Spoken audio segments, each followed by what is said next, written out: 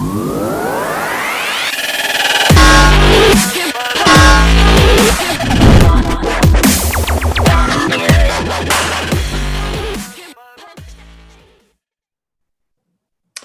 to TopShot NFT.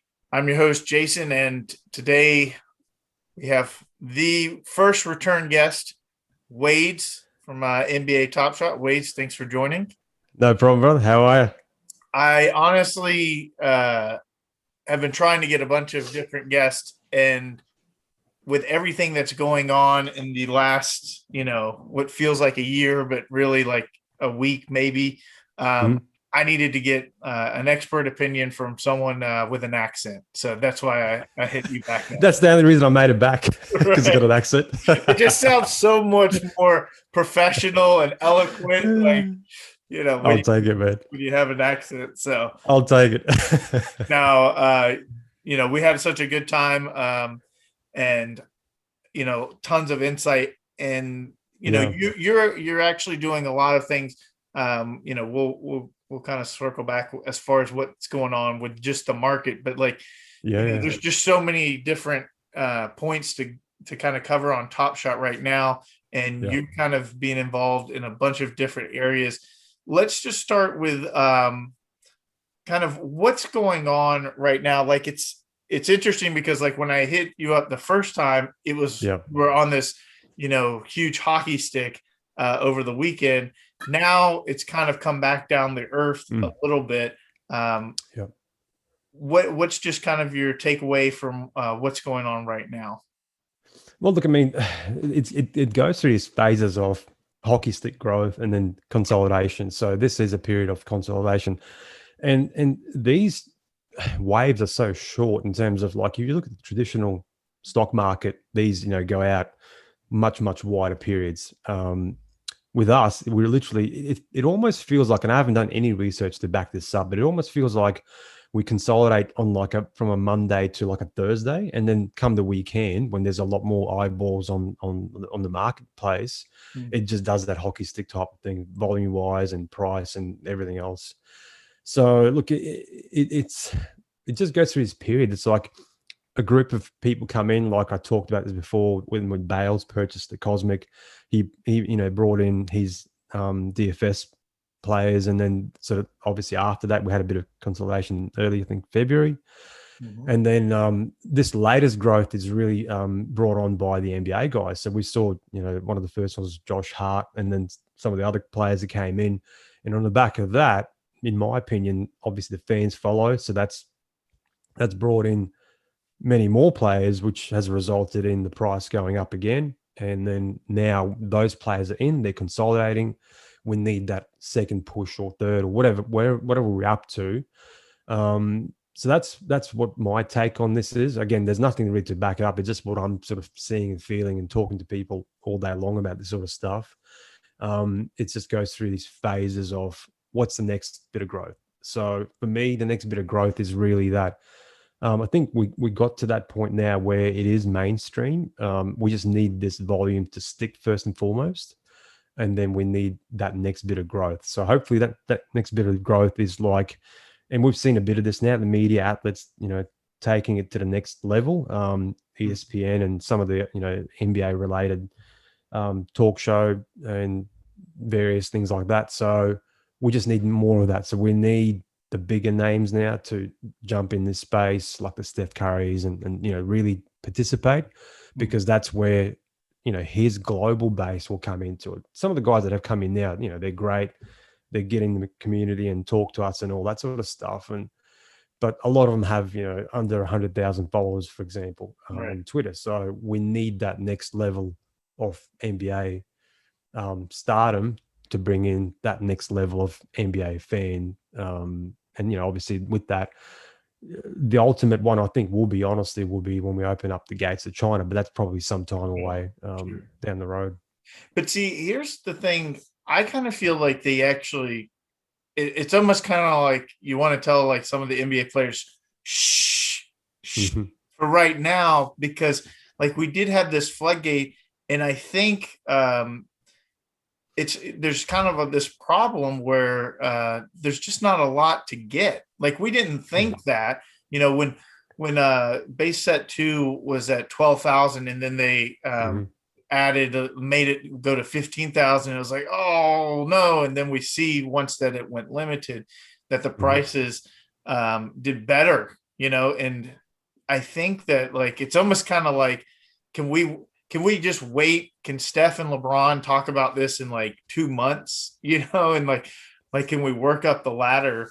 Well, look, I mean, we are working up the ladder, so we don't know when some of those guys will roll around. Look, we're all trying hard to bring them on board, so we're all probably a little bit guilty of that. I know we and our little community is trying, literally actively trying to reach out to some of the guys that Kevin Durant knows and all that sort of stuff. So firsthand, you sit in our own Discord, the smaller version of the NBA Top Shot, that we've got some guys from the music industry that are literally trying to reach out to some of these guys through their own back channel. So, I don't I don't make excuses for that, because that's part of the job, to try and bring on more fans into the space. But I see your point though, because they're coming in and there's really nothing to do. So it's a good point. Well, like it was shut down where you couldn't sign up today. Yeah, true. We had this big pack drop and it got pushed. And I think that's it's so funny because I've introduced people and connected, and now I'm at a point where like I'm not selling it anymore. I'm like, this is what's happened to me. This is what's going on. It's not too early at all. If you're on board, cool. If not, don't cry to me in a couple months or next year that you missed out, and then they're like, okay, I'm on board. In fact, like a girl that used to work for me who is not a basketball fan of any measure, like she's in on it. And it's so funny how the cycle goes. Like a guy joined my my little chat group with some of my friends from my basketball team that I introduced to. And the first thing he's like, I've got a bag of magic beans, that I can sell you. And I mean, I kind of flexed, but it's because it's our group. And like, I sent him, like a screenshot of what my market value was. You flexed on him. Yeah. And I'm like, is this enough to buy your magic beans, bro? Like, if I have to hear one more time about, why can't I just watch it on YouTube? Like, Yeah. Every time people talk about that, you know what I think of? That meme where that guy's standing in the corner thinking, thinking to himself at a party, thinking, they don't know how to have a Top Shot account, or that's the latest one I've seen, because it's hard. It's even hard to get an account these days, let alone to actually get in. So they're pretty funny.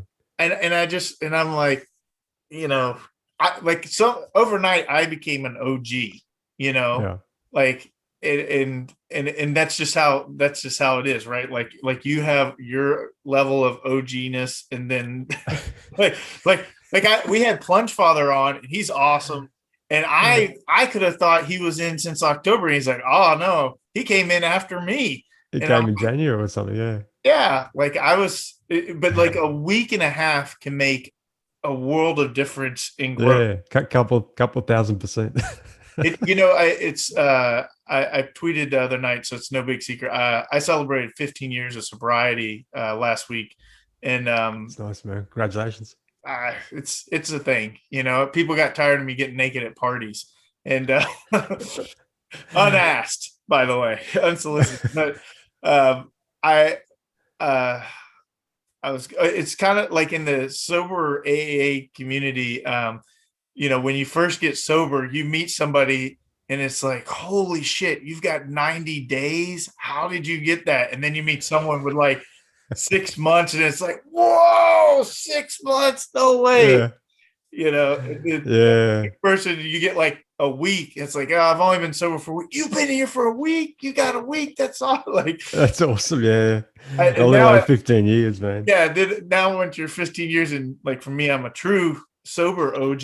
Like it's crazy to me because like I do remember that excitement of being like 90 days and all the dumb questions, like and I'll just one more like sober thing. It's like I remember being like a few months, newly sober. And I was like, you mean to tell me that if I go to Mexico, I can't drink tequila? And one of my sober buddies, he was like, oh, I'm sorry. Did you have a trip planned to Cabo? Because last thing I saw is you riding a bicycle. Like I was broke as a joke when I came in. He's like, didn't know you were jet setting to Cabo this weekend. Is like, it's like worry about it when it gets to that. And that's what's kind of happening. You get the YouTube question, you get like people, well, what happens when I have to pull out these millions of dollars in taxes? And I'm like, why don't you buy a moment or two first and then worry? I always found that fascinating is like people worry about like their success before it's even here. It's like make the money and then worry. That's a good problem to have. That's a very good problem to have. Yeah. Tax planning 101. Worry about taxes before you have any problem with taxes. Yeah. Yeah. But that's the beauty of blockchain, actually. It's like you can kind of move it into blockchain. I mean, pay your taxes. Like, don't be silly, especially in our country. That's they care more about tax evasion than anything else. That's the one they can always ping you on. So yeah, exactly. So what you've had a very good success in reaching out to players, and you did it in a very sophisticated way, as far as like with Josh Hart and kind of gifting him moments, which is very nice of you. Talk about like what's kind of been like that experience, like, because I think there's tons of people, and while Josh Hart is not on the LeBron James level, he is still a professional athlete, and there is like that level of kind of coolness of being able to connect with the NBA stars. So look, I mean, how this came about, you're in my little Discord, so there's about 200 people there now, and I put that together to have a little community that is full of my friends that I enjoy being around and talking to and so forth. It's almost like this stage growth, which I mentioned before. So first I invited the OGs that were here a long time from the NBA TopShot space, but also from the wider community. And I said, look, I want to bring on about whatever it is, whatever I could find of you guys, 20, 30, 40, it doesn't matter. Mm-hmm. But my point was then to bring on just people from the wider community that were just noobs that had $100 bankroll, 20,000. That wasn't part of the question process. But I did sort of go through. I sent a couple Twitter messages out, tweets inviting people to apply. The ones I picked out really were the ones that nothing special. The ones that actually told me their story, told me who they are. We just shared a couple of conversations. The ones I completely ignored were the ones that just basically gave me one line and said, "Let me in." That's basically like that's it. That's all I had to go on. So if it's a limited space, you got to give me something more. So I apologize for being a dick, but that was what the point was.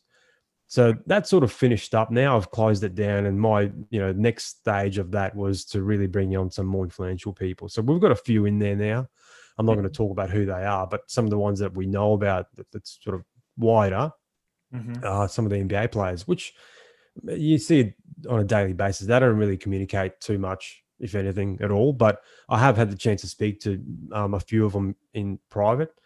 So how that came about was actually one of the friends from Josh Hart reached out to me and said, "Look, I know him. Do you want me to connect, you two in this space? He'd love to and whatever." Right. So I said, "Yeah, absolutely. That's the point. Like we're trying to bring on the players into the NBA Top Shot, not just my Discord, but the actual official one as well." So. We got talking, and that's basically how it all started and how it finished, really. So it was out of my own will that I thought, look, you do a stream, I'm more than happy to donate a bunch of moments. So I gave him a bunch of Serious One stuff, which he was very, very appreciative of, and he's been gifting him out through his streams. So there's not much more we could really say. Quite simple, but I have had a few conversations with him. It's been really cool. he did. I want this on record too, because I want this to go back to him, because he'll probably forget. He's probably already forgotten. Josh Hart. He asked me where I was from, and we were talking. I said East Coast of Australia. He assumed I was from America, so he said, "Oh, too bad. I was gonna have you over for a game and give you my jersey." So I was like, "Yeah, I'm coming. Don't worry. I'll remember that one. As soon as we can come over, I'm coming over, buddy." Yeah. So that was pretty cool. So I mean, for me, for most of us to be able to get that close, I know you've had experiences like that from your previous career. I probably would not have that experience doing what I do for a living unless I paid for the experience, Sure. which I sort of did in a way. So yeah, look, that's been pretty cool. I mean, so we've got also Clint Capella in the group. So he came in, and I had a good conversation with him last night, just in terms of trying to get him set up. Right. And unfortunately, I couldn't reach out to Dapper because it's been so busy that I shot a couple of messages of saying, look, he's looking for some help in this and that. But yeah, so that was last night, so like 24 hours ago. So as of now, I don't know. I haven't sort of touched base with him, but yeah, we're still working through trying to get him into the fold of the official NBA Discord as well. Well, I think Josh is great. Like He's lovely. He's got his own Twitch thing. He's got a lot of energy and character. Like, because I've seen some of the other players. I think what Terry Rozier tried to do, like kind of tying it into charity. A little bit of a fail in execution, but the heart and the idea was right and in the right place. Tyrese Halliburton was on JJ Redick's podcast today, actually. I saw that. Yeah, I saw that. And he's exactly who you want. Young guy, like real young. And potentially, not I won't put him up to like being the face of the league. I don't want to put that pressure on him, but he's definitely having a huge rookie year. But as far as the young guys go, it's interesting to me, like with your connection. Like, I love JJ Redick. Like, I grew up a Duke fan. I actually covered the ACC when he was playing at Duke. I was covering Clemson, so like, I went to Cameron Indoor, and like, dream come true scenario where I got to watch JJ and Sheldon Williams play, and of course they beat the crap out of Clemson. So the locker room I had to talk to was not very happy, but I've definitely had those like up close experiences, and it's cool to see. However, I think that's super important for the NBA Top Shot. Like, not only for these guys to kind of shill it, like, go to Top Shot, because then it feels as if like they have like a bigger stake in it, which they really don't. Like, I don't think Josh Hart is getting like a ton of money for doing what he's doing, but the sheer fandom and Josh Hart was asked like, what is it about this? And the first thing out of his mouth was, "It's just cool, man." Like, and the way that he was breaking down like the highlights and like explaining like the game situation, like it's his friend, that like that's a unique experience. And just the fact that you're able to, connect. And so that, like, I was curious about that. I asked you off air, but just, did you like last year, did you ever think like you'd be kind of texting back and forth with NBA players? No, I mean, of course not. I mean, so happens all the time. Last year this time, I wasn't even part of NBA. No one was part of NBA Top Shot. But did I think this, say in June, July? Probably not, to be honest. I mean, I did see, and it's on record, I'm not making things up. I did see, big things for this particular app, game, whatever you want to call it. And at some point in time, you'd think logically NBA players would be involved if this thing was to take off, which I think it thought it would. So, but did I think I'd be involved? I mean, I don't know. It's hard because I'm leaning towards no, but part of me thinks, sort of going back in time, if you're part of the mod team, at some point in time, you might be able to, see someone, because the team did talk about Dapper, the team talked about, some of the opportunities this would bring, if it blew up. And, some of the stuff was like, oh, we could meet together and go to a game and that sort of stuff. Mm. So Yeah. from that point of view, if you're at a game, you've got a box, maybe, I don't know, whatever it is, you might be able to have a player come over because they do have the moments and all that. And obviously, with Dapper involved, it is official NBA product. So yeah, but I never really thought of it at that level. Right. Would I ever be texting with players and so forth? No. It's pretty cool. But sorry, it's interesting though. Like for me, it's almost like a job. So I didn't really sit there and go, "Oh wow, this is amazing." Right. I mean, I had a moment or two, and it's like just back to work. So I just saw the opportunity and just sort of seized it and went, "Okay, well, this is what we got to do now." I mentioned to you off air. We Yeah. just got to bring these guys in so the fans come in and then just build that volume up. So that's it, really. That's a great point, because so when I was a sportscaster, I remember I was covering a college football game, and I was interviewing like the starting quarterback who was a senior. I actually had graduated university early. So I was only like 21, and this guy was like a fifth year senior man, getting ready to go to the NFL. And I did an interview with him, and he was like, "Yes, sir, no, sir." And I'm like, "Bro, like, don't call, like, I'm younger than you. And can you invite me to the frat party that you're going to after you guys win the game?" like I was like, it was such a weird situation. Whereas typically as a fan, there is a bit more of that Yeah. starstruckness. I've got a bunch of people, like I've covered the Super Bowl a bunch of like 5 or 6 times, and interviewed all these players. And every year somebody texts me and it's like, "Hey, can you get an autograph?" And it's like, when you're actually kind of connected, like, to them, that's like the last, like that connection and that conversation is cool. And Yeah. obviously, if you get to come to America, you stop into LA, I jump on the plane with you, we go hang out with Josh and JJ, and we catch a Pelicans game. And I used to Oh live man, dream come true. I used to live in New Orleans, so I know all the places to go, all the best Yeah. restaurants. The Look, way honestly, Josh might have even forgotten about who I am. So who knows? Let's see how that goes. you That's know, why I wanted it on record now. So in case he ever listens to this, he'll be yeah. like, "Oh, I remember that guy." He's the guy. The best part was when Josh gave someone like sent him a moment, and the dude flipped it like right away. Did you see Yeah. that? Josh flipped it straight away. No, Josh got like a moment in one of his packs and was giving them away to his viewers or whatever. Yeah. Yeah. And the dude literally like flipped it right away. And Josh was like, Honestly, I don't mind that. So I said to Josh's friend, I said, "Look, I don't." So I spoke to him first, obviously. I said, "I don't mind if he sells it. Like, I'm just gifting it to him, so he can do whatever he wants with it.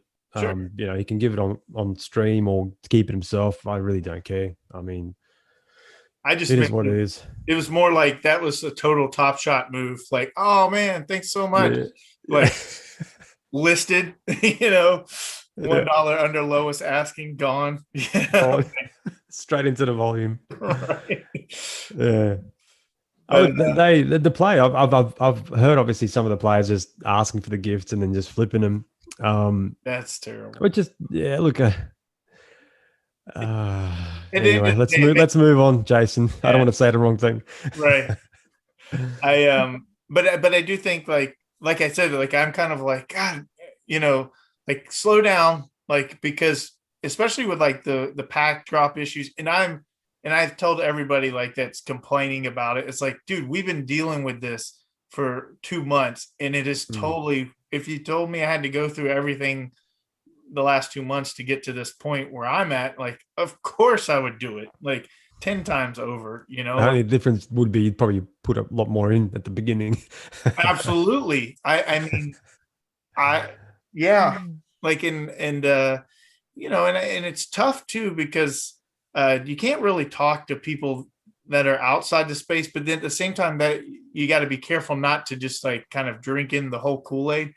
But I just, at the same time, like, if I told my parents where my thing was at, my valuation was at, and they were like, "Oh my God, get rid of it, sell it right now." And I was, it's like, well, that's why my parents are where they're at, and I'm where I'm at. It's Nothing ventured, nothing gained. I think someone said that to me the other day, and I thought, yeah, that's 100% spot on. You know, I would say listen to the people that are in the position that you want to be in. Like I listen to you, since you've got all these months ahead of me, but like you're doing stuff Months. Top Shot That's and right. It's only months, right? yeah, and the thought process, like, but like even growing up, like I always had mentors. Like my first mentor in broadcasting was Ernie Johnson, and I didn't, I didn't get a professor to be my mentor in broadcasting. I didn't, get somebody that had dreamed about being. I got, I went straight to the top. Like he's where I want to be at the time, and that's who I got as my mentor.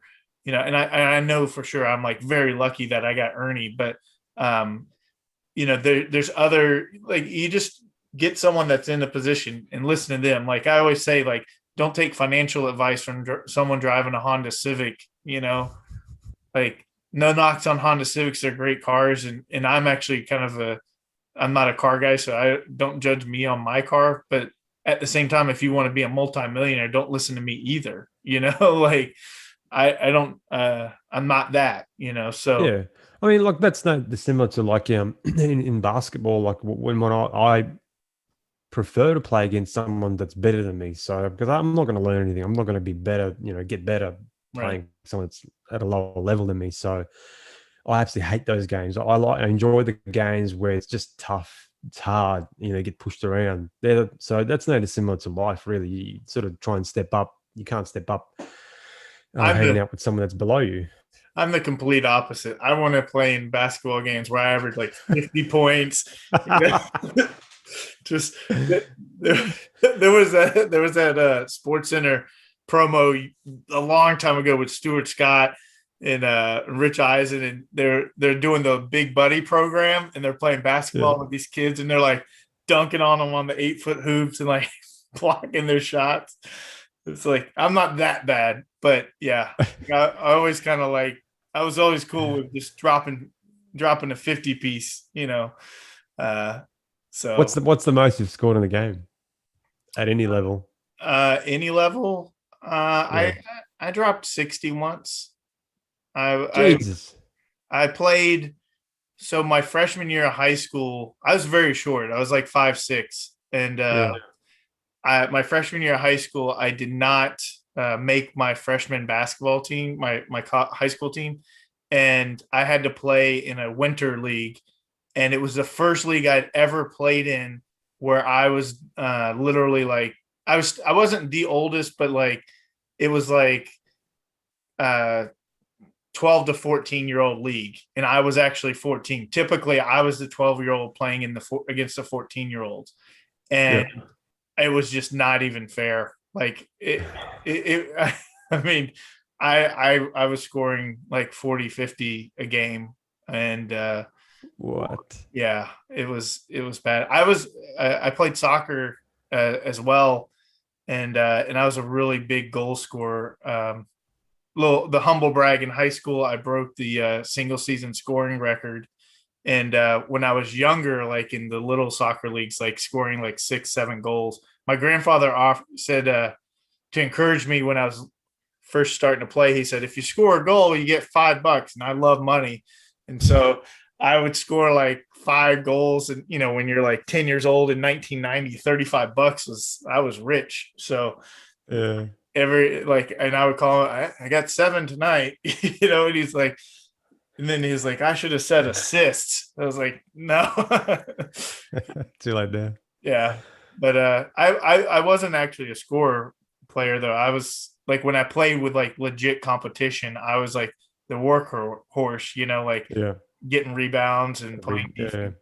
But that's what's so amazing. I played on this intramural team, and the guy, one of my teammates was actually had played in for the college team. He was doing a grad assistant, and he was like, he'd started off as a walk-on, but he wasn't like this superstar player, and I went to Appalachian State. Appalachian State's one of those one and done tournament teams, and dude, just like it was like watching what I imagine Damian Lillard would be like. He would just come across half court and rip it and just like he got like 50 every game at the top level of intramural. And it's just like that's when I was like, oh, that's right. There's a big difference between any like college Yeah. level. And Lennox was a college player, you know. I mean, Yeah. Lennox is, 6'9". He's huge. So Yeah. Yeah. it's just different levels. But yeah, I still like I don't mind dominating a level. You know, I got no fair enough. I don't need to, I got no shame. So what Fair call. I'm curious, our show is called TopShot NFT. We focus a lot on TopShot, obviously, but the NFT space is really unique and it's for me, it seems sometimes like I think because of community and maybe I'm just not involved like I am in TopShot. But like Nifty Gateway is the one that I spend most of my time on. What's your thoughts on just kind of like the parallels? Like how much time are you spending in the NFT space? Look, honestly, not a lot, like almost zero. So I do miss opportunities, and that's something that I have tried to change. But going back to my previous projects that I was involved in, so the first one was, or the first serious one was Gods Unchained, which is the card game. And that was quite early on. So if you were to go back in time, if you would have been involved, like if I was involved in the more wider NFT space, I probably would have done quite a lot, better in the wider space. I would have picked up maybe some artwork and all that sort of stuff, which probably has done a lot better than some of my Gods and Chain cards. So I said to myself, look, that was probably a bit silly to be involved and, also playing the game daily. And, it was quite a good, great game. So I said, I'll change that this time around. And I didn't change that this time around. I was just got stuck in, as you guys know, what's happened with this space. So that has actually worked out this time around. Right. But look, to be very frank with you, that's something I do want to change. So my personal goal is basically when I can cash out some of the proceeds from here. And we're only talking literally a small single digit number. I'll start venturing out just to test out some of the like Nifty and just other things because I do enjoy a community. I do, have quite a few friends in this community that have other projects. I'd like to support some of the artists, and you really can't do that, at a serious level. Anyway, that I want to, contribute without having to cash out some of the stuff that we've got going in NBA Top Shot. So I am trying to work a little bit with some of the artists too to bring them in. Especially into our Discord, to maybe auction off some of their work for Dapper credits, and a lot of them are willing to do that. So that's been quite cool as well. So that's something I'm looking forward to. A few of them are thinking about it, but that's something that one of the weird projects that I've got also on the go is to try and get them in because some of them actually do want the credits, obviously, not just to cash them out eventually, but they want to participate in the game as well. So that's another way for them to maybe earn a little bit extra money through the credits than they otherwise would be. So, because for me personally, and we talked about off air the artist that I really like, I offered him quite a bit more than his current artwork price was going for in Nifty, I think it was, but that was all in Dapper credits. So basically, he said to me, "Look, I would have taken it, but it's already on Nifty. It's already in the process." So that's how we got the ball rolling with respect to maybe doing something offsite. Right. So, but yeah, look, I'm not really involved with mainly because of the funding. Like for me, if I can't buy something, if I can't immerse myself into it and put skin in the game, I just lose interest, to be honest with you. I mean, I'm not a rich person, and I have this problem with Nifty Gateway where their interface is so damn easy. So like the OG rings came out like a month ago. Let me have a look what you're talking about. You said this last time. It's too easy to spend money or something. I bought $2,000 worth of these rings. They're finally selling. I finally sold enough to break even, which I could be, could be the complete wrong strategy. In a year from now, they're all worth like, British royalty jewelry. Who knows? But like I every day there's something, and they recently kind of made it interesting. Like used to, it was like if you got through, you had to click. There'd be like 30, and if you got it, you got it. And obviously bots and stuff are impossible to kind of beat on those things. So now they've got it where they kind of actually took a page from TopShot, and that everything is like kind of like this drawing. So if there's anything limited, like you get in like it's a random drawing, and that's Okay. it's fascinating, really, because it makes me go for art that I don't want, because just having that lottery system and there's 1,000 people trying to get 30 pieces, it's like you just made this way more valuable than it might have been, before. And the open editions are always kind of a bit of a gamble, because everyone has a chance to kind of get it. Like you're not gonna it's not gonna close and then 2 hours later you're flipping it for like 2 or 3x. Like you pretty much everyone gets one when they want it. But yeah, I'm just looking at it now. So it's got, I mean, I like, I've been hunting here before. hmm. But yeah, it's very cool. Very simple, nice layout. And yeah, and so for the longest time, I was like, why can't Top Shot be like Nifty, and get this clean, process? Well, now they're starting to have problems. Like, and their website had some issues. They've recovered a little bit quicker, but I think they're not dealing with nearly as much traffic as Top Shot is. But it's like the whole space. And when Gary V tweets out, and it's so funny. He was so quiet forever. And I know that you had tweeted at him and tried to catch his attention. And then it's like one day he just woke up and it's like, oh, I've been all over this and I've been doing it.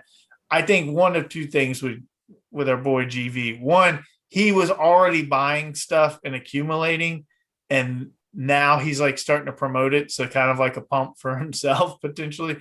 Or like he just slept on it, but he can't admit that he slept on it. Come on, Gary.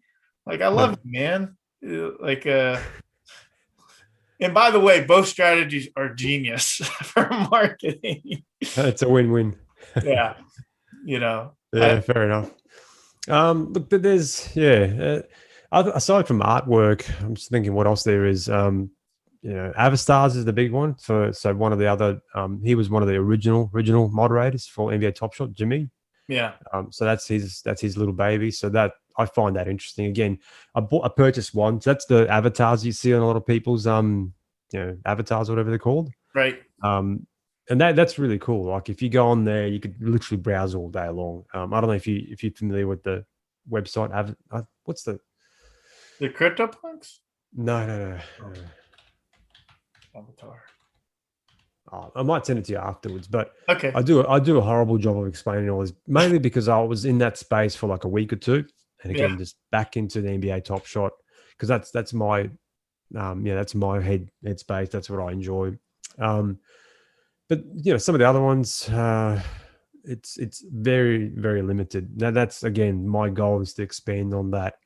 Obviously, the space is blowing up for very good reasons. It's I can't believe it, to be honest with you, because this stuff is making the daily news. Like weird story, for myself. The local-ish paper here, like statewide paper, online version of it, had a big article about the LeBron James, whatever the last one was, got sold, 208,000, might be in the Cosmic. Yeah. And the article had a lot of inserts from Twitter. And one of the inserts was Clint Capella, tagging me into, or my alias into one of the messages and the Top Shot account. So anyway, my brother was going through that, and he basically said, "Oh, isn't this your alias? Like it's from my gaming days, Wade's." Yeah, that's me. So he goes, "Yeah, that's." So look, I mean, yeah, it's a bit weird. So people are finding out about this, globally, and it's just I see a day when every kid has one of these on their phone or whatever device they use. So before we were talking about how you were saying how surreal it is, and all these guys are coming into the space, the NBA players. dude, this is that I talk about the social proof. When someone comes in, you just sort of pay attention to what they say and think about the game, and literally everyone's come in. Look at Twitter, look at all the comments. I mean, yes, you do get an odd here, one here and there. But given what this space is about, can you really blame them? Like, people are spending what you can buy a house for on a digital, a link, Yeah. a video. Yeah. So, to someone that's not educated in this space, or finds value in something that's rare, that's, provable and all that sort of stuff, it can be a real head fuck. So, as you know, so it can I, be. you know, it's just like when it's like, well, what's going to happen? Is this the next Beanie Babies? Is it 5 years? Where is it at? 10 years? Mm-hmm. Like, you'll lose everything. And I'm like, 5 years? 5 years? Like, you think I'm going to be like, like in 5 years, like I'm not, I won't take any penny out of it in 5 years. Like, are you mad? Yeah. Like, I'm going to take the meat off the bone, and I'll leave, enough moments like to always have like something kind of, Mm-hmm. like we have a certain moment that Lennox and I have that we're going to unload, and it's a really good moment. Yeah.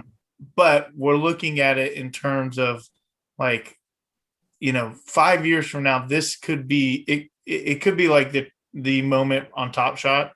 And I don't want to give too much information, but if if we sell it for like 50,000, our thought is like, since we both have it, like we can deploy that 25K right now Yeah. to a lot of different things that will not only raise in value faster, Right. And as much as like, and so like maybe even down the road, like I sell it for 50K, and maybe if I get to that, whale level or whatever, then I buy it back for like 100K, or Yeah. something. But this is a great point you make, and this is the thing. Like, people really, I don't know if people miss this, but there's enough players in our space that I think needs to be said, and you need to make a point of this, in that you shouldn't really be married to any of your inventory, your moments, in my opinion. I mean, look, there's a couple that I absolutely love in mine, but I love them because they're very valuable. I'm not attached to any of them. Maybe if there's a Dwayne Wade one that comes out, I'll be probably attached to that more so than I, am to any of these other ones. But I sold. I had a LeBron Cosmic, which I sold, a couple of days into the experience, and that's the sole reason I did that, because I knew I didn't want to bring more money into NBA Top Shot, more than Right. that I already put in. Mm-hmm. And I basically doubled my bankroll within a couple of days, and the rest is sort of history. If I had kept that moment and then the ones that I had with it, it would have been LeBron James and maybe another 100 moments with that, and some of the bigger ones that I literally gifted to the people that organized the deal, and Mm-hmm. was the Ja Morant rookie debut. So I don't know what that's going for, probably like 20, 30K. So I'll probably be worth the account, be worth 6-7 figures, but it wouldn't be worth anywhere near what it's worth now. And it's and that's at that sort of like a low level.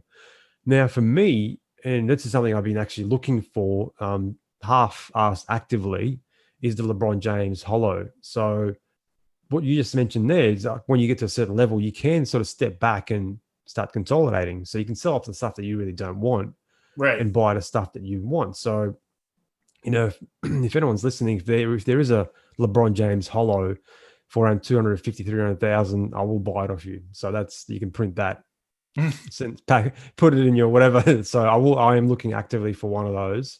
Right. And because for me, like that's the holy grail. I mean, yes, the cosmic is the holy grail, but I do like the rarity of I think it's to printed to 32. So Which one is the one that is not listed? Like, it exists, but that I believe that's probably both of them, to be honest with you, because both to be, let me check. Both to be going for 250 now might be on the low side. right. And look, that probably sounds a bit silly saying that, because you can buy a nice house for that in most countries. So I don't see the cosmic listed here, and I probably don't see that. Yeah, so neither the cosmic or the hollow for LeBron James are listed on the marketplace, which means you know. And here's an interesting thing. It's like, so if you have one of those, right? And Yeah. like it's only worth it, first of all, if you can get the money, Mhm. like get the buyer, so like that's one thing I've learned is like when I have like a card that's like, really over 20,000, it's difficult to kind of move. Like you got to kind of be patient and you don't want to give it Yeah. away for nothing, Yeah. but they don't, but if I had, like I bought, like Luca's Cool Cat when it was for $1,000 was just like, it was hard to keep up, and Mhm. then, Mhm. and then that goes to 8,000, like, so your wins, like the multiplier, if you have like more inventory on a lower scale, can Yeah. move and liquidate a lot faster than like some of Absolutely, these. man. Yeah. But for the And long, look, that's yeah, exactly right. I mean, look, that's exactly why what I did excuse me, what I did was I sold some of the stuff off before it really, really blew up. And literally like maybe a week or two before it went absolutely ballistic, I just bought as many of the $1 moments as I could. Like I was buying Kevin Love on purpose because he only has 1,500 season one moments. That's it. That's his only moment other than the lace him up. But in terms of base, that's his only moment. And he was trading like $3, $4. yeah, I think he peaked at like 700. So right. it's like, why would you not want to own that? If there's 1,500 of Kevin Love, I know he's a good player and all that sort of stuff, but I just don't understand. I've been wanting to know. I know that you kind of are interested in like sets, and so I Yeah. find it fascinating what's going on with the Cool Cat set and how they kind of dip in value, but then like with this Master Challenge, but like even still, like the prices got like really insane during this. Hmm. If I look back, like at the early adopters, Cali versus New York or Yeah. Yeah. Got Game, those those series really seem kind of undervalued to me. Am I wrong? Now or before? Even still now, because I'll give you a good example. Like I have Yeah. Harry Giles Got Game, Yeah. and like his base set is pretty much like almost the same price, even though it's like a third or three times as many mints. Yeah. You Look, know, yeah. So you're wondering why there's a price discrepancy there. yeah. Look, a lot of that has to do with the base is in terms of visibility. That's something that everyone sort of goes to because when you go to collections, that's the first thing that I think pops up, and that's the first thing people probably look to collect. Hmm. Um, so the base set is quite popular, and it always has been. If you look at the traditional cardboard space, people look at the base set to complete the collection, and then they might complete the inserts, which essentially what these things are. They're inserts to the base, or the sort of product. So I think for that reason, in partly they probably the value doesn't correlate in terms of when you look at the mint numbers, it doesn't make sense. And I've had this question asked me, so many times, like, why does this one, is valued, this LeBron's valued at this much, but his base moment is worth, the floor is worth so much higher, and it's Right. like printed to two or three times. So I think it's just the desirability of the base set itself, and in particular in this product because it is so visible. Like you go in there and you can see 260 out of 287, so you can see clearly what you're missing Mm-hmm. and you just want to complete it. Yeah. And that's my theory anyway. That's what I believe. And yeah, So I mean, we're kind of in this weird bubble where we can't, like there's people with like massive accounts. yeah. I'm sure there are people with massive Dapper balances, and Do you want to hear the high? Do you want to hear the highest one I know of? It's not mine, but do you want to hear the highest one? What do you think is the highest one? I'm sure there's bigger ones than this. well, I think you had mentioned one that was it wasn't over 1 million, No. but I'm guessing that that there could easily be one that's over 1 million now. Yeah, I'd say Pranksy probably would have one that's over 1 million because he's made a lot of sales and Right. his account's worth a crap load. Yeah.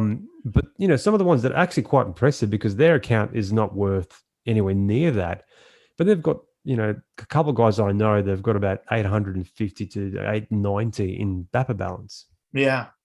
Yeah, that's And just so phenomenal. it's it's funny because I was talking to Steph on the last episode, and I didn't even think about it. But I said, because she's been in for a while, and I said to her, I was like, "So you kind of like living your best life?" She's like, "Actually, like I'm kind of broke, because she can't pull out like the money from her account, and she's like Mhm. holding too, and so it's kind of like this weird. I don't know your personal situation, but like I would imagine like with your account the size that it is, like if you had that in cash right now, like your life Yeah. could probably be a lot different than it was a year from now or a year ago. Year And, ago. and but it's so weird to like kind of see it. There's a guy cryptoed I don't know who he actually is, but he's got his little YouTube channel, and it Mm. was so good. He refreshed his thing, and he had like the millionaire song. And his account refreshed to $1 million. And I don't know that kid, so I'm just speculating, but I feel like he's like some college kid. Mhm. Like can you imagine like being like 19 years old? You know, uh Oh, look, there's a lot of those. I know yeah, a couple of them as well. Some that are quite.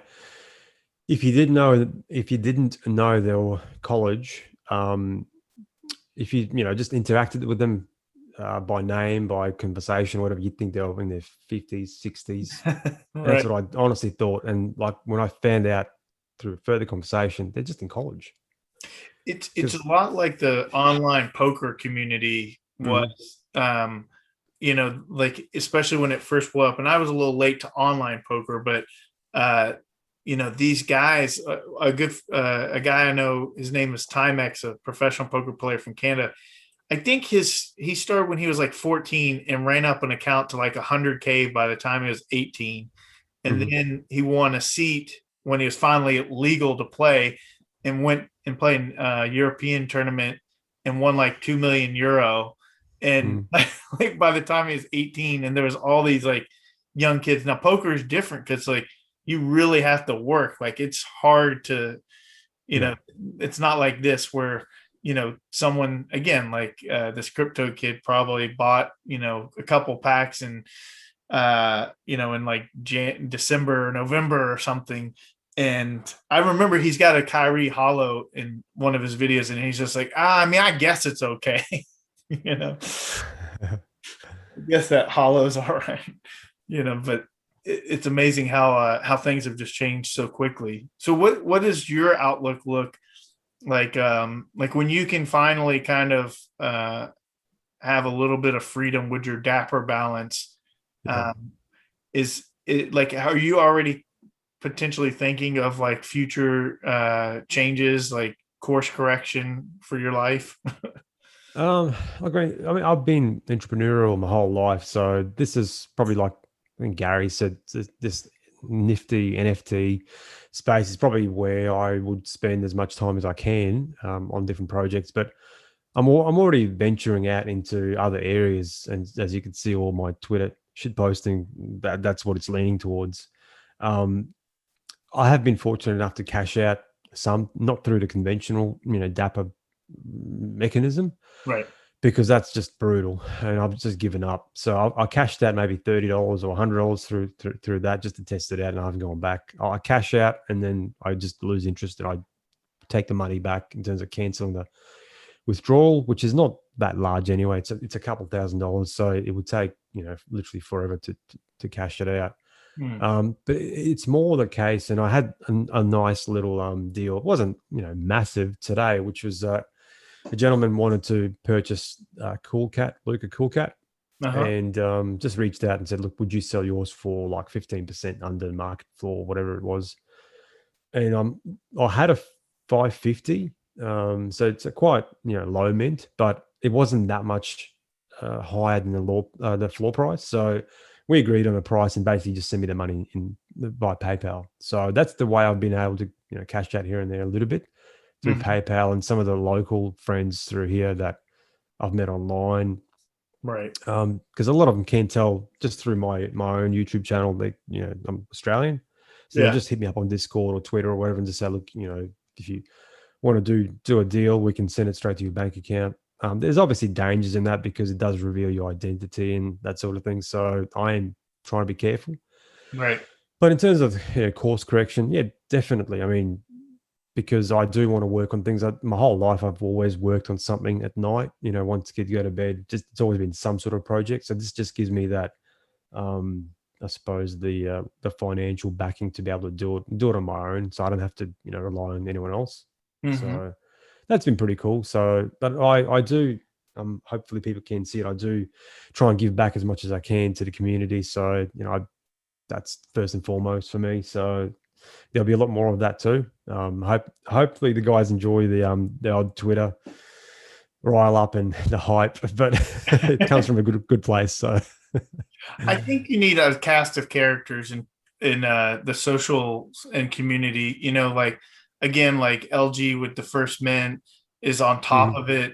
Um, mm-hmm. Jack Settlement is pretty funny, and their club TopShot, that has like kind of a funny vibe to it, and you definitely bring your element to the Twitter sphere. You know, I mean personally, like I love Top Shot and I love this and like just talking and getting to know the person. I would sometimes I'm just like LG tweeted like the pack drop thing, and it's like, where did you find it? Like, what are you doing? Like, because I looked high He's and a low machine. on the page and I couldn't find it except for like this weird link from another tweet or something. Yeah. And it's Yeah. like these cyber ninjas, like I don't. It's just like fixing a car. Like I know how Yeah. to change my tire and check my oil, but anything Yeah. after that, I don't want to spend the time to learn. I'll go to the source. I'll defer, and certainly, like those guys, like it's worth, like Plunge Father with his breakdowns and analysis. I'm like, bro, what are you doing at home? Like, do you have a job? Like, I'll hold on the level. yeah, and but at the same time, like I totally get it. Linux is like that. Linux is a spreadsheet guy, and so like we've got a couple cards that we've gone in on together and like Yeah. shared exposure. And I'll get this email with like this price breakdown and market, and I'm like, for me, I'm just like I have a very good sharp memory to a degree, so like I can just remember things, and Yeah. so it's like I can rattle off all the things that we have and kind of remember the prices. Like I don't need a spreadsheet, but I get that Gmail and it's like, and then he's telling me like, oh well, you can go in here and you can edit it and so update it with this, and I'm trying and I'm like erasing shit, and I was like, I'll text you if I buy. We're You trying you to. do remember he's 6'9", so don't fuck around too much. He's a teddy bear. He's a. I always joke it. I'm like when we go out, we've got another friend, and that guy is like 6'5", 6'6". It's the only time in my life I've felt short is like when us three are together. Yeah. Every other group, I'm like the tall guy, and we went somewhere, and I'm this little punk white boy with like, I look like I've got like bouncers, like I'm like Ty Lopez with his security. It's like, bro, Oh you don't need God. security. Don't go there. Like, and I know Ty, and like I love Ty, and he's cool. Like, and I get absolutely everything he does, but like when you kind of, like you don't need. You had security before you ever needed it, but it's genius because it makes you got a security guy walking with you and makes people think like that you're, somebody. Famous, yeah. He's the king of. I don't know what you call that, but just like not even flash. King of illusion. Yeah, he's a magician. I was, Mm, like it, like he can make something look so much bigger than what it is, like a magnifying glass, yeah. without even really lying. Like Yeah. it's pretty funny. You know, um, yeah. So what do you think about this pack drop that's coming up later today? You- Um, what do I think about it? I've committed to it because I've got 700 and something retweets that I oh, promised. you're giving out the Yeah, pack contents. yeah, that's right. And I will. I mean, obviously that's not a lie. I'll probably do that for every single one, other than maybe legendary ones. But it's some stupid hour for me, man. So it's like 4 in the morning. So I'm really, if I can get up. So now Yeah. it's 11:15 p.m. If I can get up, I will commit to it, obviously, and fingers crossed. It's going to be a good drop. So the premium pack. I'm actually just looking at it now. Someone just posted on Twitter. Um, yeah, I'm just looking at the detail Is of it. it kind of ridiculous though that there's a pack? The like Jack Settleman actually tweeted the best thing. He was like, I can't believe people are complaining Yeah, about like guaranteed lottery tickets.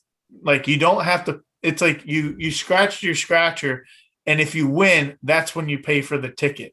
Like yeah, that's so spot on. Like, but at the same time, it's like, well, what could you possibly list that pack for? Like, could you sell that for $2,000? I mean, people it would still sell out, but like then it just becomes like ridiculous. I think yeah, I hope that what I think would be a good idea, and tell me if I'm wrong. I think yeah. like unleash the rest of base two, Hmm. and start releasing base set three, and God. I, because like I feel like if I was brand new to this and I'm looking at Daniel Tice is $25 and that's the floor to get into Top Shot, Mm. people are asking me what to buy and I'm like, bro, I don't. I'm not paying. Well, look, I don't tend to agree with it only because Dapper has a responsibility to the 100,000 players that are already in the game. So, like your Okay. account, my account, everyone else. So, Okay. yes, I do see the what your reasoning is for to bringing it on board the new guys. But I just think you can do it in a safer fashion where you don't flood the market with millions of moments, and then yours and mine become maybe not worthless, but the value would Okay. certainly, I yeah. didn't. I didn't see in my mind like it like to have like that diluted series, but I guess you're right that it would also dilute series one and series two. Yeah, absolutely. Because what you've seen how this works now, right? They print some moments. Those moments come out at like $2, $5, $10, and then people just buy them up, buy them up, buy them up, and they go to 150. So this is the easiest money you're going to ever make in your life because this market is not a true market because there's Right. only one side to it. You just buy up. So that's why you see these accounts that are worth like 10 million become 15 million in 2-3 days. That's what they're doing. They've Right. just got enough dapper balance, um, and they're just buying up these dollar moments. I've seen videos because a couple of guys were accused of botting and so forth, and I've seen videos how they do it. There's no bots involved. They're just literally manual. They're just very quick at it, and they were buying like Luca moments for like 30-40 bucks. I think they're the ones that are worth in the hundreds now for season Yeah. two. Mm-hmm. And I saw how they do it because they wanted to release the video to the public just to show how it's done. They use Crypto Slam and just literally click on the link and buy. So it's just fascinating to watch. Wow. Um, yeah, so I personally myself don't do any of that. I've neglected my portfolio to the nth degree. I probably could have made 30-40% of what I've got by actually doing that, other than going on Twitter and posting crap all day. So I probably should have done that. But look, Zappa has that responsibility. They have to manage that ecosystem, and they, absolutely cannot flood the market with these moments Mm-hmm. to enable the next 20, 30,000 players to come in and enjoy the space. They'll get the moments eventually. And then, for what it is now, I think it works. The lottery system, it actually creates some excitement. When there's a pack drop, you can see most people end up on Twitter and just talking crap for the next couple of Yeah. hours. So it's quite Yeah. enjoyable. It's like a little party. Everyone gets together and just gets on Twitter and talk Right. shit for a couple of hours. So whether you miss or hit, it's not a big deal for me. Like we're talking about a $9 pack, so whatever's in that thing, I'm not That's what's interested kind in of keeping. that's what's kind of interesting. Like, I mean, I don't the base packs, like I'm not like really worried about, as Yeah. much, although Yeah. they're loaded too right now, like, so it's just, obviously I'm going to try for them because again, like, I'm not I'll never get as big. Like if something's 10x minimum, like I'm in, like I got a pack and got like, two Donovan Mitchells and, a Serge Ibaka, and it's like, it's like, oh man. But at the same time, it's like I paid $9 and it's worth, over 100. Like you Yeah. can't complain about that. The premium packs is the big thing. It's like, Yeah. I've started like collecting all the metallic gold series too, just because I think like that's like it's like the best of both worlds, right? Like there's a premium to it, but it's not like priced insanely like hollow. Like I think the difference between hollow and metallic gold was something like to complete the hollow set for series 2 right now, it's like 290,000, and to complete it, the metallic gold, it's like 70,000. My God. Like the hollow's a little bit out of my price range, but the metallic gold, not that I'm gonna turn around and buy it for 70,000 now. I bought a lot of them, and I've just been kind of leveling up. Nice. Okay. And I also I'm hoping that they're going to do a metallic gold series 2 challenge, Oh, they will. Yeah, that's coming. yeah, so like I've been chomping at the bit for that. I thought as soon as the gold 1 Larry Nance challenge ended that, like I was like refreshing. I was like, where's the next challenge? I'll tell you who it's going to be. I'll just see if I can bring it up. I mean, just at my end, but you keep talking. But you don't know like what the requirements are going to be, right? No, so you'll know. I'll just check. I'll let you know. Well, I saw like the new, like, is Zion Gold going to be in those packs? I don't know. I haven't looked at the pack yet. So Because I was just like, crap. Like, I wish, like, Zion, LeBron, Steph, like, I'd rather them be reward cards than Yeah. like to have to pull from the pack. Because I got the Ja Morant gold for $1,000. Yeah. So okay. So the rewards will be Devin Booker, Jamal Murray, Terry Rozier, and then there's also Christian Wood and Kawhi Leonard are the rewards.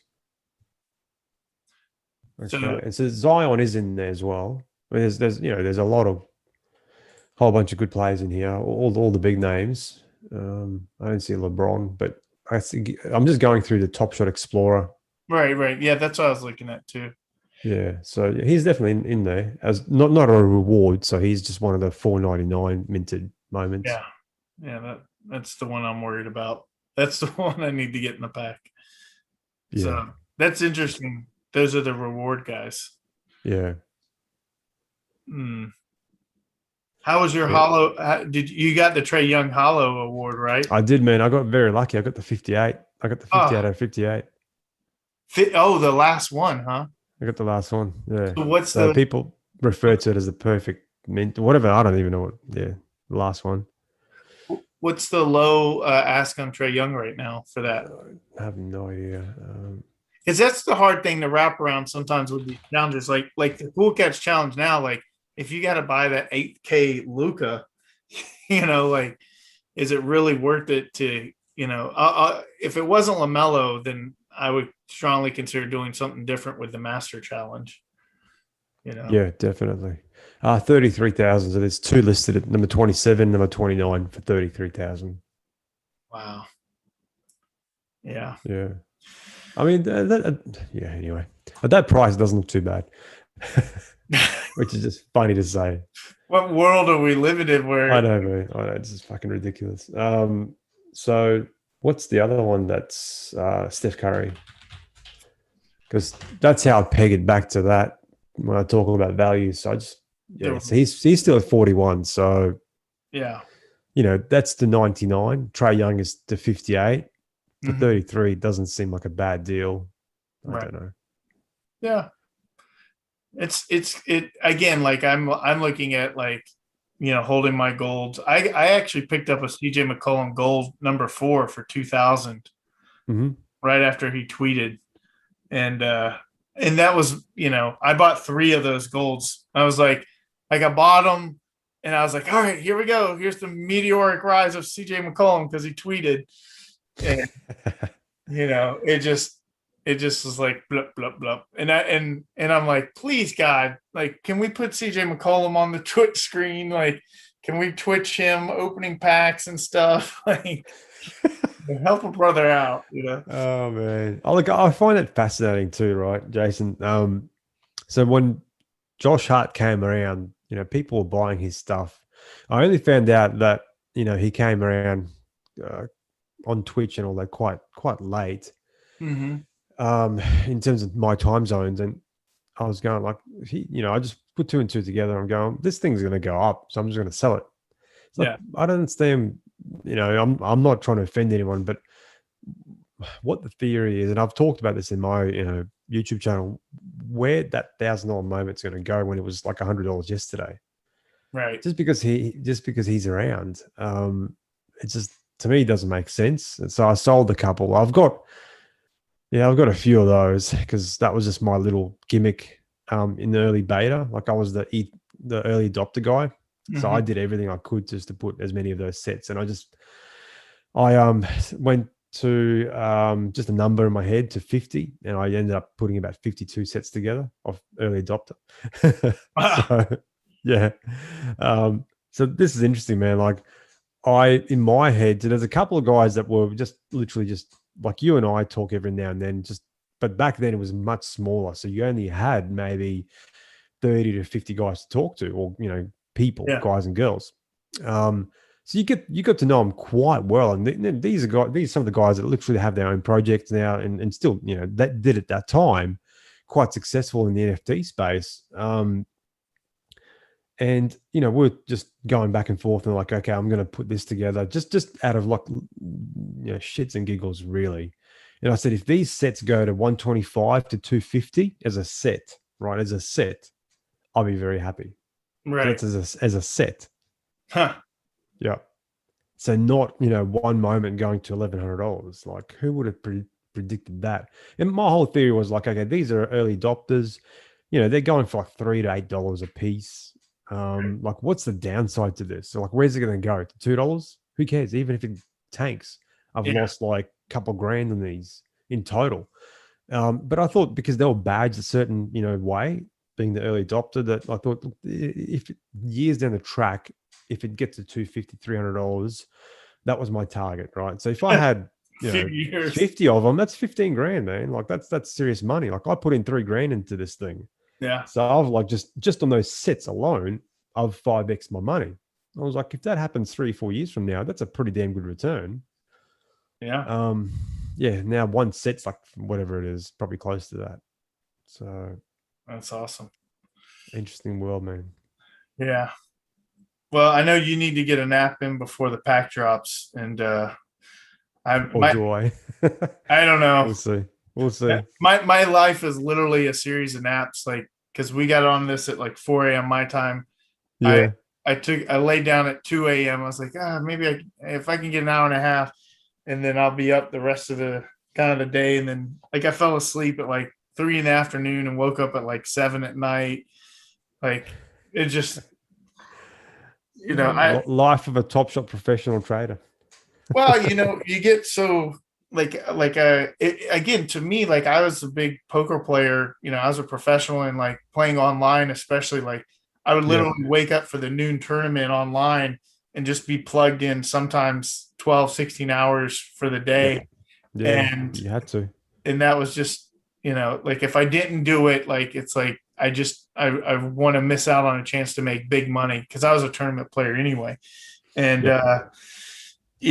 this is a lot more sporadic than online poker, but I definitely have I think coming out of the pandemic, this is actually like a great thing. I wish this had happened. Like, can you imagine if this is April, and we're all locked down and can't do anything. And like then I wouldn't like necessarily feel bad about being in front of my computer because I couldn't go Well, anywhere anyway. honestly, that's what happened to us because we were here in sort of May, June period. So Hmm. it was a good time to spend because for me personally, we were off work in terms of back at home, so working from home. So it was a grind, man. Like it really was just spending that whole time in front of the computer but it was fun. It was a lot of fun. Like again, you imagine the very small community, you get to know each other and literally we were opening up packs 3 in the morning and you'd open it up and it'd break and then you'd have to send it back and it was just all sorts of things went wrong. But that was the whole point. That was why we were there, to break everything you can imagine and so the team could build something better. So That's cool. yeah. Oh, look, it's one of those experiences, and that's why I, in part, started my YouTube just to be able to document some of this stuff because how often can you say you're one of the first people in something, and just for some other people to be able to listen to it, I There think might be like 10 years from now, there'll be like this documentary and you and me and hopefully, LG, man. you know, be sitting like on this, these weird, I remember when, like the last dance for Top Shot, uh, Yeah, you know, featuring Josh Hart. yeah. I love the stories, like LG had, I, what's the guy's name from India? Cry, Kai, yeah, Cry. And like he legit has crickets like in the background so loud, like he can't like even kind of get away from them. But like that's such a cool story, uh yeah. the globalization of it and like connection. So And he's someone that I'm the closest with in this space. He came in about August, and him and I basically talk every night. We are very similar time zones, so yeah, that helps as well. But yeah, he's a great dude. So he came in late, and he also spent big too. So credit to him because he didn't come in early. And people forget this too. Like you could have come in December, January, and you would have to drop 100 grand to have done well, right, like 40x type of thing, like instant millionaire. But that's a lot of money to risk. So you could have done that in as late as January and still would have made much better money than I did, who came in at the start and spent a lot of time on this thing. right, So yeah, to say you were early, we went through a lot of shit, and then also the prices were just nowhere near where they should have been, and they also dipped as well yeah. around that sort of November period. So a lot of us were going, well, where's this thing going to go? I certainly wasn't questioning it because I just enjoyed the space too much. Like I enjoyed the marriage of basketball and trading and all that. So Yeah. even if it went to nothing, I still would have been pretty happy to have that experience. But certainly a lot happier the way it's panned out. That's for sure. Well, cool, man. So what do you have going on, like your self promotion stuff for everyone that's made it to the end now? Now that you've listened to an hour and a half of us, now tell them how you can listen to you even more. My self promotion. There's not really much. I mean, this is. Are you referring to what we talked about early on, the art and all that sort of stuff, or Oh there's yeah, really not whatever. much else? I mean, if you're doing like a giveaway on Twitter, or if you got anything, whatever, the floor is yours, sir. You know.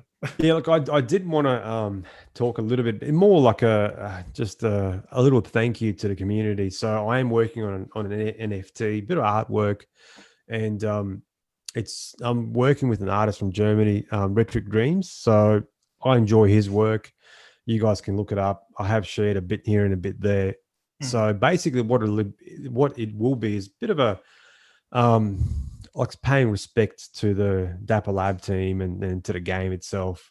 It'll be a drop which will have the visual, it'll have audio, and it'll have so in terms of audio, I don't know how much detail I want to get into now because I do want to surprise people. Yeah. Hopefully, what I have in my head will be able to put on canvas, so to speak. But it'll have like a game arena announcer, and I'm trying to land someone reasonably big but meaningful in this context. Mm. It's not a basketball announcer, so that makes it a little bit more interesting too, in my opinion. So it'll be this sort of artwork. It'll be a legendary one. a rare one, and it'll be a common one. So the legendary one will be reserved. Most of these will be given away for nothing to the likes of Jason here as well. So I've got one for you, sir. Thank Just you. people that have, meant Yeah. something to me in this space, and we've shared things and broke bread, and so to speak. So that's for that community that have been in this space for, we've been through the grind. And then the rare one will be more from my own Discord, and again, I'll probably keep a few for myself to give away down the track and to sell. There will be a royalty. So while they'll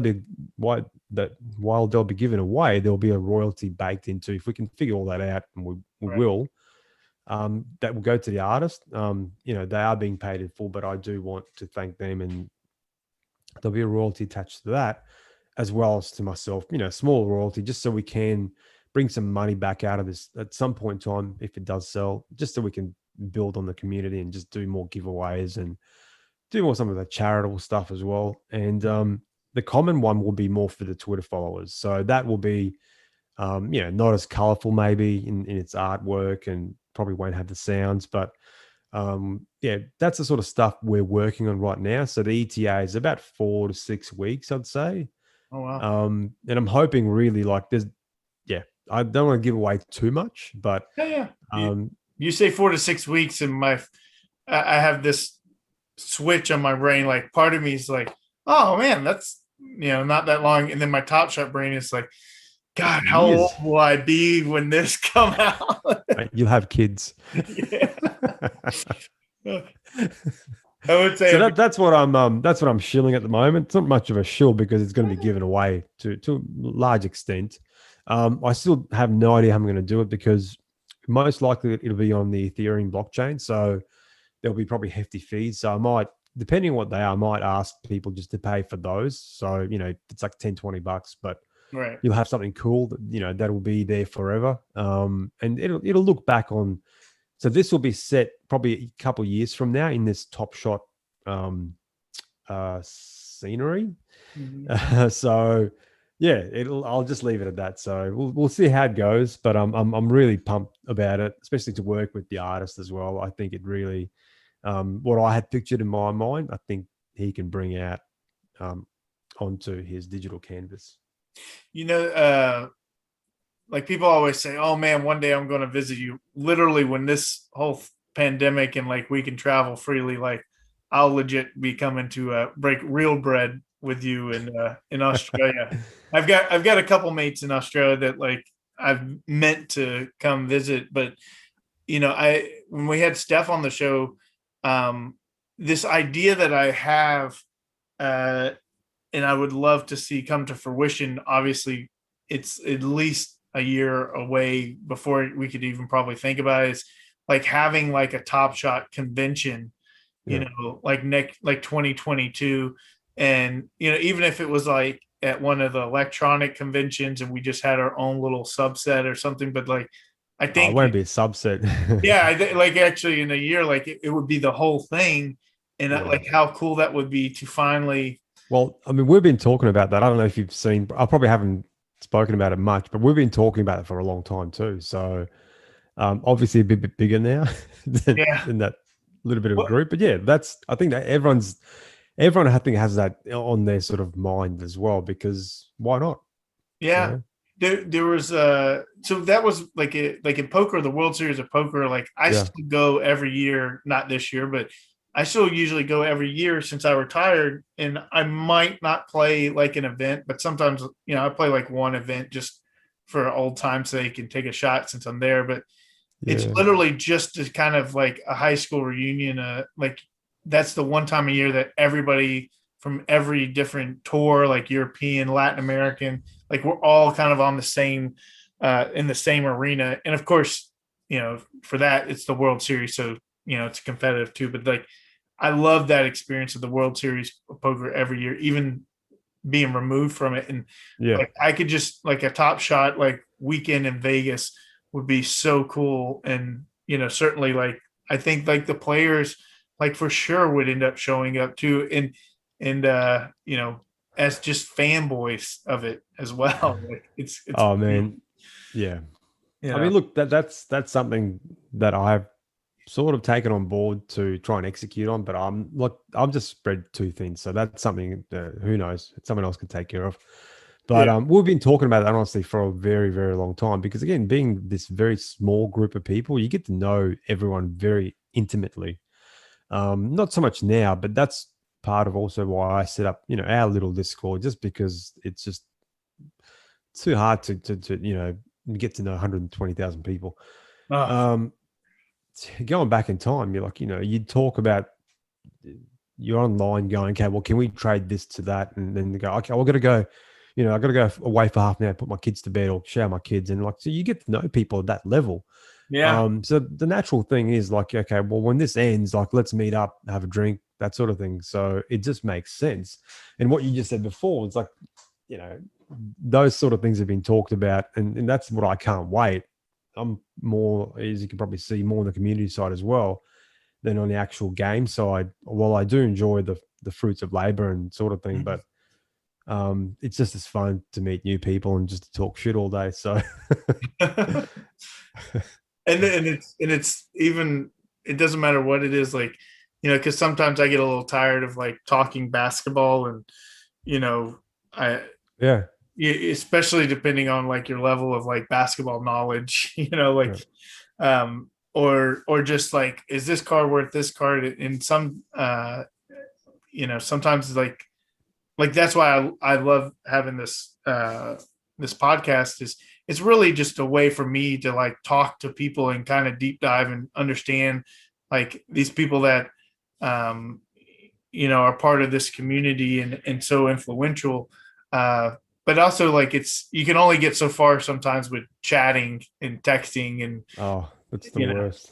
I feel like it's 99, and like I mean, we have this joke like I gotta hold back and just be like ASL, like, Yeah, I remember that. Oh man, a lot of people won't remember or won't know what that means. But age 6 language, yeah, like, oh, we're from a different era, man. age, sex, location. It's like, oh, Oh yeah, sorry, location. That's right. yeah, Well, it's language. also Look at, language too. geez, Wade, how deep were your chat room experiences? You go all over. Deep, Yeah, deep but and meaningful. but like it takes me back to even that, like just chatting it, and like some people have weird, like chick, girl, like icons, and I'm like, I don't even know if that's a girl. Like, I got to be careful, like, not to, you know Yeah, I know what you mean. the window or something. Yeah. Yeah. But man, it's a good time to be alive, as I say, and I yeah, I, I'm I wonder if people in the 1800s were saying the same thing. They had to have been because they had no other perspective. They had no, look into the future. So, probably going through, I don't know, horse and cart and all that sort of stuff and going, man, it's a good time to be alive.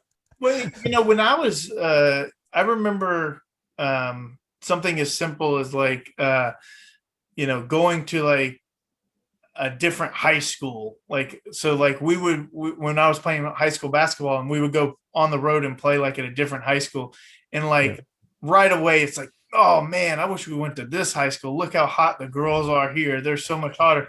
They weren't Yeah. hotter, they were just different. Like, we you weren't Yeah. exposed to them. You're just exposed to like this little bit, and now, like, the way that you can just connect worldwide. I mean, you know, uh, I was. Have you seen that show, 90 Day Fiance? No, I haven't. Oh boy, just do I your. got better taste than that, man. Oh, no, it's great. It's great internet. I don't know what it is. It Fast food. sounds like it's a. But it's a show about people. Actually, there's been some from Australia where they're international dating, and then they got Yeah. to get the visa to come to America or whatever. But like, I dated a girl from Colombia because I was just spending so much time down there, Yeah. and like, that doesn't, like, with WhatsApp and everything, like, we would have never, like 20 years ago, before cell phones and stuff, like, Yeah. that would have never happened. Yeah. I guess it did. I mean, people did that stuff, but not for me. And the way that we're connecting, you can just kind of, it's pretty awesome. Oh, I think yeah, It's unbelievable that you can literally, be across the whole world, and you don't even know it. So I Yeah. did want to ask you something about poker before I forget. Oh yeah. Um, so have you played against Chris Moneymaker at all? Moneymaker. Yeah. I have not played at the same table as him. I've played in a bunch of tournaments with him, Yeah. and I've seen him. Okay. You Cool. know, I think I went up to him one time and like, hey, Chris Moneymaker, like, nice to meet you. Poker is really cool in that sense that, especially at the World Series, like they're not celebrities like you would think. Like there is a level of that with certain players, but for the most part, they're all very kind of accessible. Because he's in Top Shot, obviously. Obviously. Oh, is he? I did not know that. That You makes don't- oh, Jesus Christ. You got to spend more time in our Discord, man. He's in our Discord too. Is he? Yes, he's under Moneymaker. That So he came in. He came in a couple of days ago. He was asking about the challenges, and I'll have to get him on the podcast thing because that would be, shit, yeah. Well, you got to have me on too because I brought him on. yeah, I didn't bring him on technically. Someone else asked me to bring him on, and we talked. But he's really into it too. So like he was asking the Discord as well what he should do, the challenges. How to acquire a moment, yeah. drop in price and so forth. So yeah, like I'll just hit him up. You can hit him up. Yeah, he's a cool. Like I said, I met him before and I played against him, but Seems I'm like a trying pretty to cool guy. actually. What I'm trying to do is I know for sure that whatever poker players aren't aware of it yet, like Yeah. they will be all in. Just like there was a big surge from poker players going into fantasy, like, Yeah. and they're all doing that now, especially since you can do it in America. You know, poker and sports are very, very tightly connected. That Yeah. they always joke, if you notice, every poker room is almost like, right next to every sports book, because when they get a bad beat in poker, they go and try and make it up on the ponies, or it's like, that's true. But like, I'm trying to get some professional poker players because that community is just so, once they kind of bite on something, they really go hard. And just the Like, game theory too of that a poker player yeah, has is so absolutely. It just makes sense. I mean, I used to play poker, so I didn't know who he was by Mhm. name, and I used to watch all the shows. Obviously, being in Australia, things were a little bit harder 10 years ago. Whenever he was around, I think he was 2013 champion. 2003. 2003. Sorry, you're right. Yeah, Yeah. 10 years The moneymaker off. effect. Correct. Yeah. Yeah. So look, going back that far, man, it was hard to find stuff unless you paid for like, $150 a month for the subscription to the TV channels and all that. Sure. But he's your way in. So if you want to get together with him and get his buddies on board, I'm sure some of them are already. So it's Yeah. no secret. Like but like I said, the community is so weird. Like I've gone up and like Phil Ivey's probably the most elusive, Mhm. and Yeah. he's Tiger Woods of poker. So Yeah. he he's kind of hard to get a hold of, but like the Daniel Negreanu's and Phil Hellmuth you don't really want to go up to Phil Hellmuth. He tends to act like his persona a little bit, but I've still gone up and talked to him, Yeah. it's pretty cool. And that but that's that's going to happen to you, right? Like if we do have this convention, you're going to have these people that are like, oh my God, it's Wade's. Yeah, but they won't. No, please stop. That first and foremost, I'll probably, I'll just have some other name tag on, so Yeah. I'll just come in as someone else, John. Where it's that, but that's how like internet poker was. Like, they knew him by like, so a guy named Mike McDonald, his online name is Timex. My this other guy Tony Dunst, who does the WPT show, like his was Bond 18, and that's like what people kind of refer to you Yeah, as, like yeah, exactly.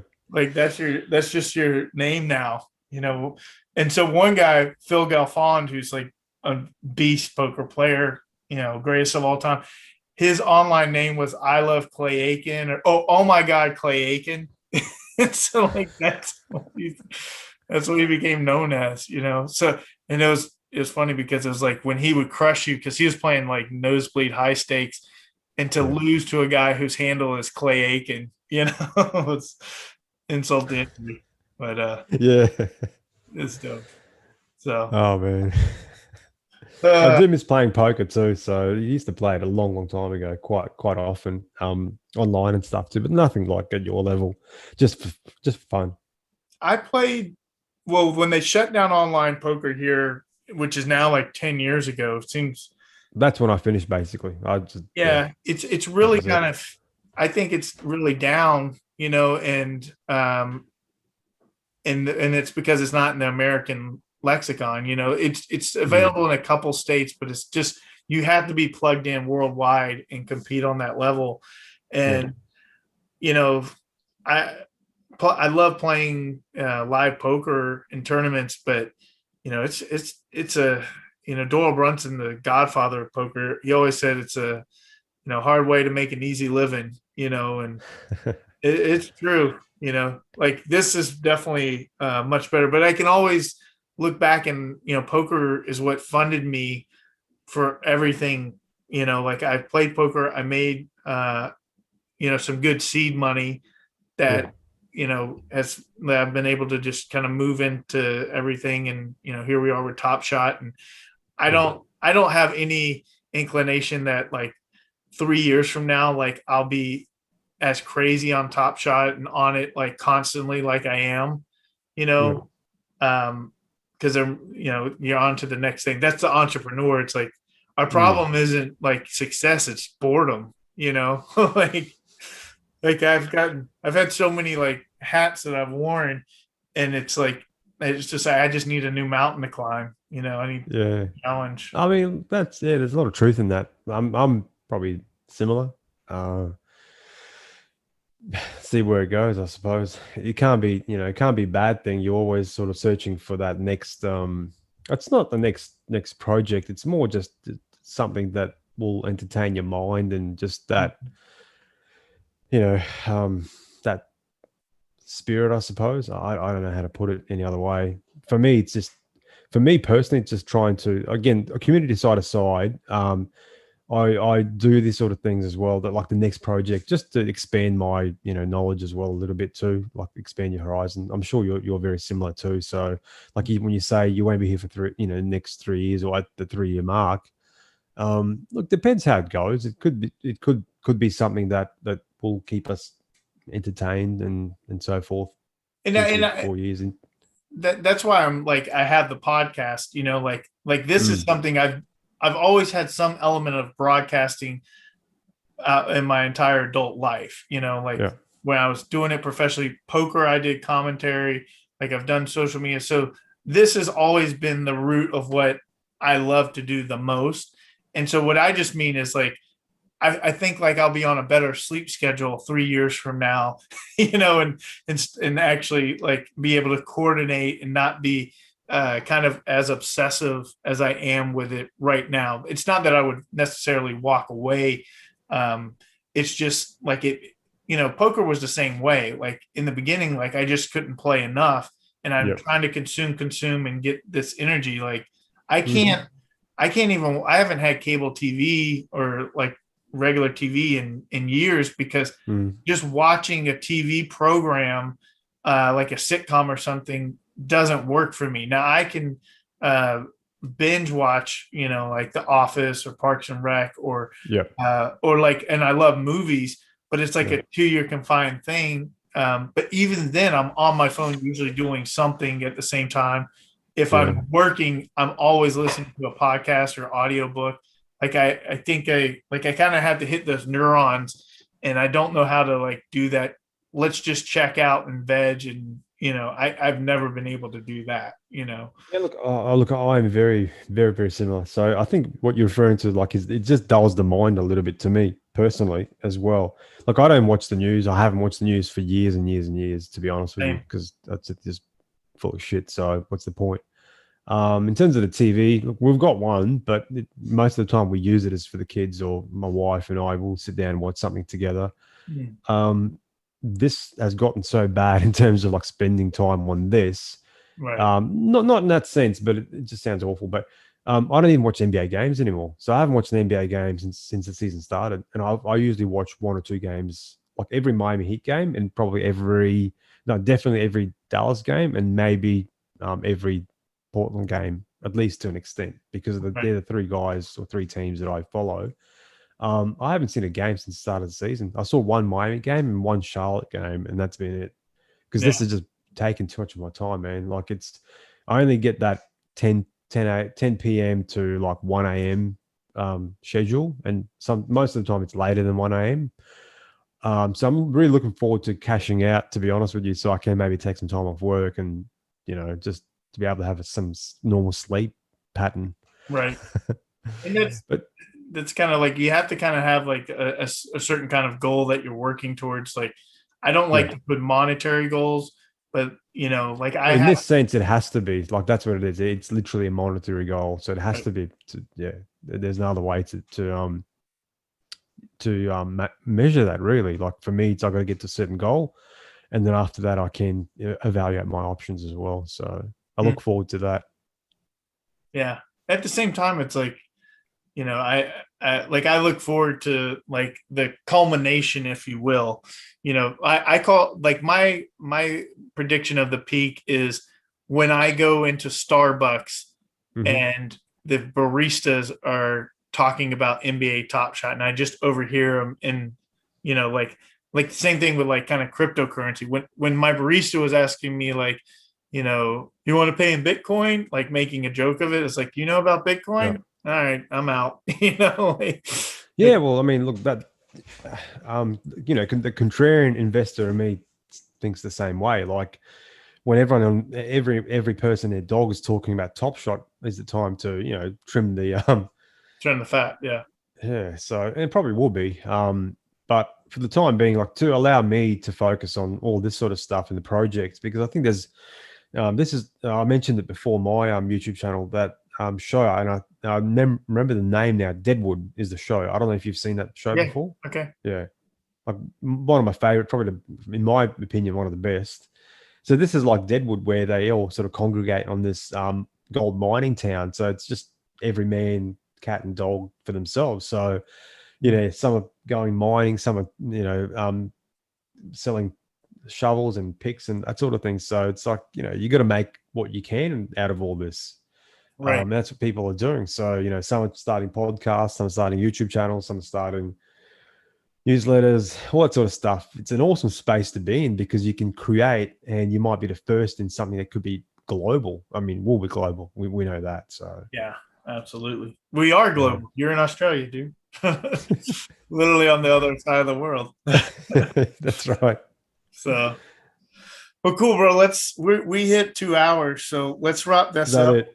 And Oh man, LG is gonna be proud. It's nearly. Oh, it's 1 minute before midnight, so I think we just got to crack it over midnight, and then we can tell him it's been. What did he call it today? The midnight mint or something. the midnight ride with Wade's or something like that. The midnight mint. Yeah. Yeah. There'll probably be a lot of car crashes if they're listening to this at midnight, falling asleep. Hey, I Oh, my one anyway, at least. I think the long form is, especially interviews, like it's you open up a lot of things, and it just, I've said it so many times, like and that's why we started with Linux. I was like, as long as me and him would just talk and have a conversation that we would have on the phone, like that's interesting, because then you really can kind of get into like the thought patterns and stuff. When you watch a lot of shows, and it's very like Q&A, and like I love Scripted. Larry King's a great interview, but 15 minutes and you're just trying to hit your talking points, that's not good. That's not great. That's why like Elon Musk, I think Joe Rogan has made Elon Musk as human as he can be perceived, because those 3 hour conversations, Elon's never had anybody talk like that, and he's so calculated. But like, you can't be 100% on your P's and Q's for 3 hours, especially when you're smoking weed and drinking whiskey with Joe Rogan. Yeah, that was unbelievable. Yeah. No, I agree. Like it humanized him even more so. So Yeah. Yeah, so we have hit midnight, so you can go now. You think about this, like in the last week, right? There's been a number of people that instantly become millionaires because of basketball video Mhm. clips. Yeah. We land on Mars and we keep getting video clips from Mars. Like, What's next? Lady Gaga's dogs get stolen. Did you hear about that? I saw the headline. I don't know the detail of it. I did see it on Twitter. I mean, I'm more worried about Kanye getting divorced, but yeah, No, really? yeah, they filed for divorce. Him and Kim. That's so surprising. Well, now that Are you being, are you being sarcastic or I kind of, you know, but with that said, she's only 20 miles away from me. you got a chance? I, that's all I need. Just at that level, it's like, it's not like you need me to be rich, like you don't need that, like, you're She'll not, she'll take care of you, buddy. you know, my mom is like, you need to stay away from those Kardashians. They're crazy. I was like, I think you're safe. I don't think you I think that would be a quality problem to have. Like, Mom, Yeah. Kim is driving me crazy. Like, yeah, Oh man. right. So uh man, this has been good, dude. We gotta Yeah, we absolutely. we, we should probably do like just like have you as a correspondent, and like for sure, like if we could get like Moneymaker to do it, like, have you on as well or something like that, If I can get Chris to come talk shit with me on your podcast, is that that's a deal? yeah, our All right. our Australian correspondent. And but yeah, I wouldn't mind having you, because so Linux, this is the second show that he's had to sit out for, personal work reasons.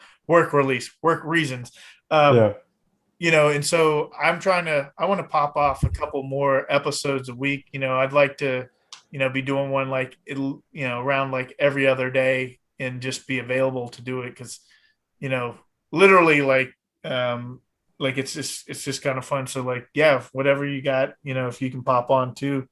And Yeah, man. I got not much else going on, so I've got a special guest next week. Are you a professional wrestling fan? no. Well, No. what's wrong with you? uh, so my buddy was a professional wrestler, and he just got involved with Top Shot. It's not The Rock, it's not Yeah. even, or Hulk Hogan, but he was one of the like old school wrestlers, like when Ric Flair was first starting out, and like, uh, Yeah. and he's a really cool guy, but he's a business guy, but like, he sees a lot of like the marketing similarities, like what's going on here with like wrestling. And I was like, anytime you can have a professional wrestler that used to get steel chairs to the head, like that's a cool, Why not? I mean, how good of an experience is that? Yeah, exactly. he was telling me a story. We always go to hockey games together, because he's from Canada. He's a big hockey fan, and he was telling me the story about he was with Ric Flair on a tour, and I guess Ric Flair like hooked up with some chicks, and they stole they hid his championship belt, and they get on a plane to go to like I think like Kansas City, and when they land, like they took like his belt, the strap isn't in, so he's got to jump on a plane right back, go beat down this girl's door to get his belt back, and then fly back to be in the show. So like that night, like and perform, like it's just this crazy stuff, like taking all the mattresses and putting them in one hotel room and having wrestle matches after hours.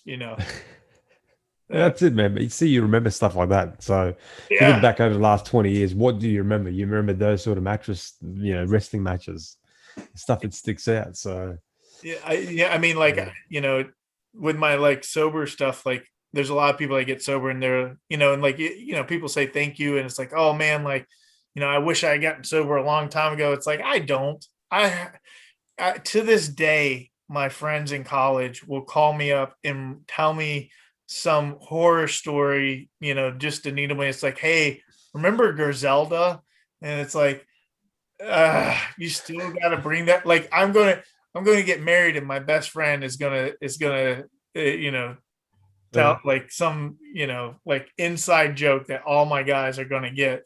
And every woman's going to just be like, what's that about? You don't who, want to know. who was Griselda? Oh, it's like that movie, Old School. Oh, yeah.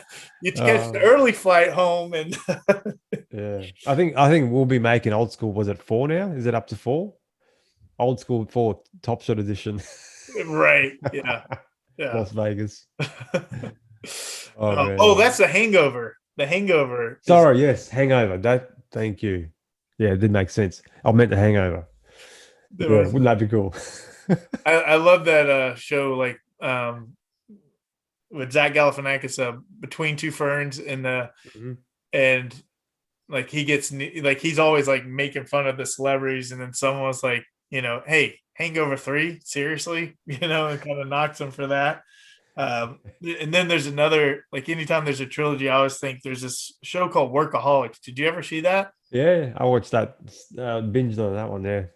So Loved there's it. Adam, the main attraction to Man, in it. Yeah. He's like, dude, you don't know about Third Love? He's like, you don't know about Third Love? He's like, it's kind of like Shrek. The second one was awesome, but the third one sucked. Dick.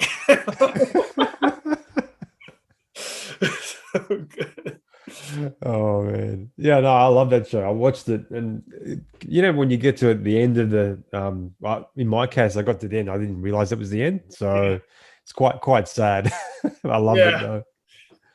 Oh Oh man, man. that was, We yeah, could go for hours. I don't think yeah. I think we've probably lost 90% of the audience though. Ah, you know, Doesn't matter.